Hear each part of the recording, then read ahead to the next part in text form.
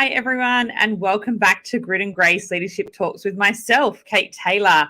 I am so grateful to come back and do series 2 after a lot of requests of people still wanting to be featured and just loving what I'm producing. So thank you all for listening in and checking out all of the amazing speakers that I've been honored to interview in the last season. We have season 2 coming up, and we have some great speakers coming up as well, which I cannot wait to share with you each Wednesday. So thank you so much. And I wanted to share with you today a little podcast / video from myself, because I feel like, I've been learning a lot of stuff lately, and I thought it'd be great to share it with you all. Some mental health and wellbeing tips that will help you in the workplace and also personally. So as some of you may know, I'm an Are You OK community ambassador, and I have been for almost 6 years. This is my 6th year, and September 14th is the National Are You OK Day. So I am looking forward to that, where I'll be doing a lot of guest speaking at a lot of workplaces around the country, usually in Sydney, but you never know. I sometimes get Teams invites to speak across Australia. So something I have learned with this journey of being an Are You OK community ambassador, one of the criteria to be one is that you have to have lived experience with mental health. And some of you may know my story and some of you may not, but basically I went through a lot of mental health challenges as a teenager and almost took my life at 15 years old and survived.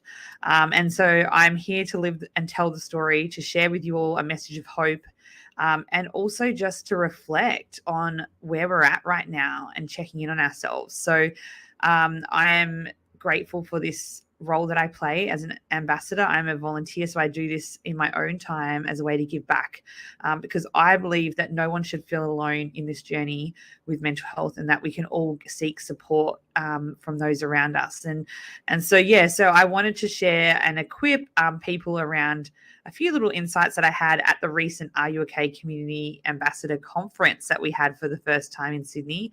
And I got to hear some great speakers and hear from the founder and the CEO, founder's brother, and the CEO around their vision and mission of Are You OK and what they want to do moving forward. And it's just such a beautiful charity. You know, they're all about equipping people in Australia who are supporting those around them who are going through mental health struggles. So they are not Lifeline or Beyond Blue, where the person who's in crisis can call them.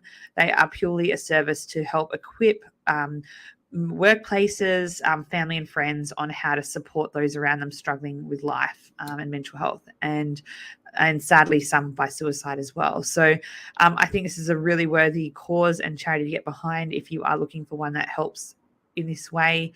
And also wanted to share some tips around that I learned that I'm going to now implement in my life that I think you would benefit from too.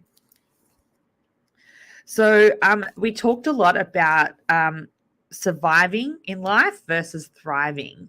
And the reality is that the gap between the two is resilience. So if we're going to move from surviving to thriving, we need to build our resilience. Just take a drink. 56% of people do not get enough sleep at night. I don't know about you, but I know I don't. 62% don't get enough exercise in their week. And 70% of people generally feel overwhelmed. And so it made me start thinking and wondering, then how do we thrive with all these competing challenges? And so they talked about breaking it down into 3 categories: the me, the we, and the it. So the me is what I need to do for me. The we is your family, and it is your workplace. Sometimes we feel like, we might be doing well in one of those areas or 2 of those areas, but struggle with all 3. And so we wanted to kind of discuss as a group in the conference, how can we make it so that we all 3 of those areas can thrive at once? And the major challenges that people find in this to do this is that financial troubles, addiction, family dramas, cultural background, health issues, and the hustle of life gets to them, comparison, social media, the pace of change of life. So, yeah, I think a lot of people feel like, in general, this is why they're getting overwhelmed. But we also find that if we can, there's some tools we can build into our lives to help overcome this. So the biggest thing is that we need congruency, so that the me, the we, and the it are working together better.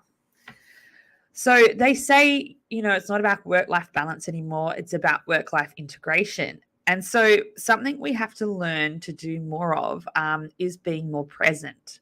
So I know it's hard. We have so many competing priorities. We have mobile phones that literally are on us 24/7 with competing people messaging us, texting us, notifications, emails, you name it. We have constant people needing us. And to the moment we wake up, from the moment we go to bed. And so I think that can have a real impact on us feeling overwhelmed and on demand all the time. So they were saying about learning to be present is really important for this. So when you are in a meeting or you're on a lunch break with a friend or a colleague, or if you are out on your weekend, being really present, putting that phone away. I know it's really hard. I'm someone who loves my phone, but I am trying to be more present when I'm around friends and family, and just having quality time so that I'm not always, on, if you know what I mean. So, yeah, that's something that I'm working on, and I hope it might help you too. The way we can do this is work intensely and rest deeply. I'll repeat that again. We want to work intensely and rest deeply.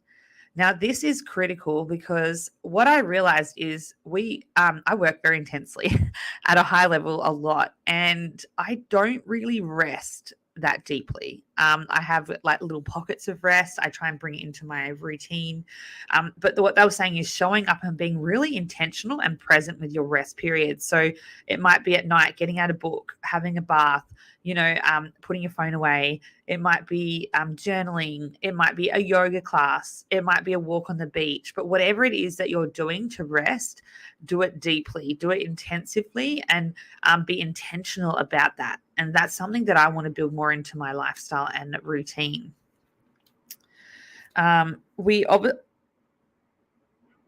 Thriving is often an outcome of connection, and it's hard to feel like we aren't juggling it all that well, but actually we need more connection with those around us to thrive.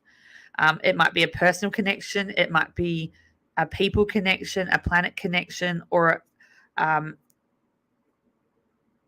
to feel like we are really connecting and thriving. So it might be people, purpose, or planet. Which one do you resonate with, and which one could you work on more? I feel like those areas will help you thrive.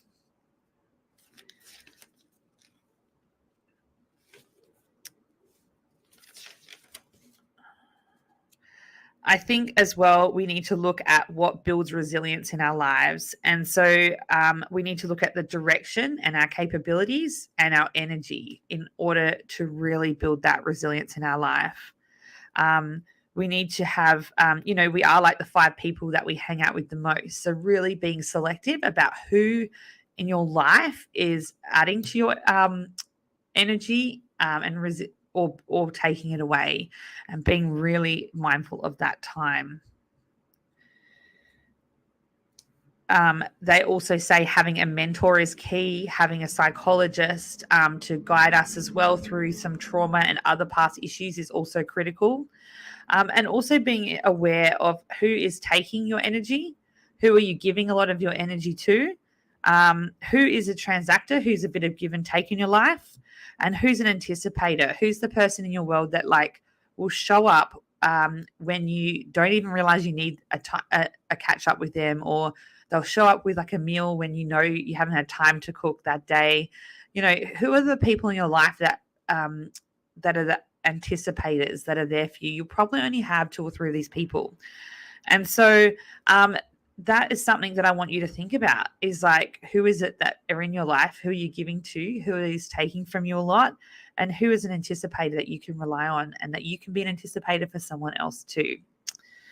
The story behind Are You Okay? It was founded by Gavin Larkin, and he sadly died of cancer 2 years into the Are You Okay charity being launched. Now we've been running for 11 years now, and it's been such a journey to see how his legacy has grown.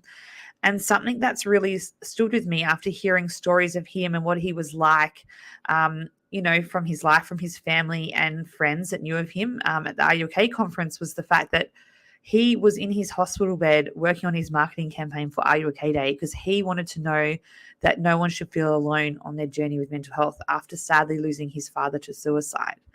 And so this really got me thinking about the legacy that we create in this world.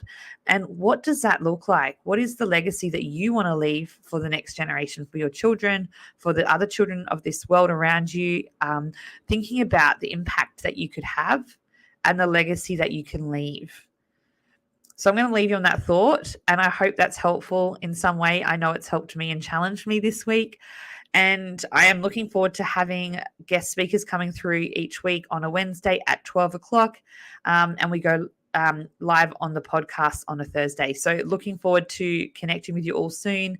And thank you so much. And keep listening in and liking and sharing if you enjoy these podcasts. Thank you.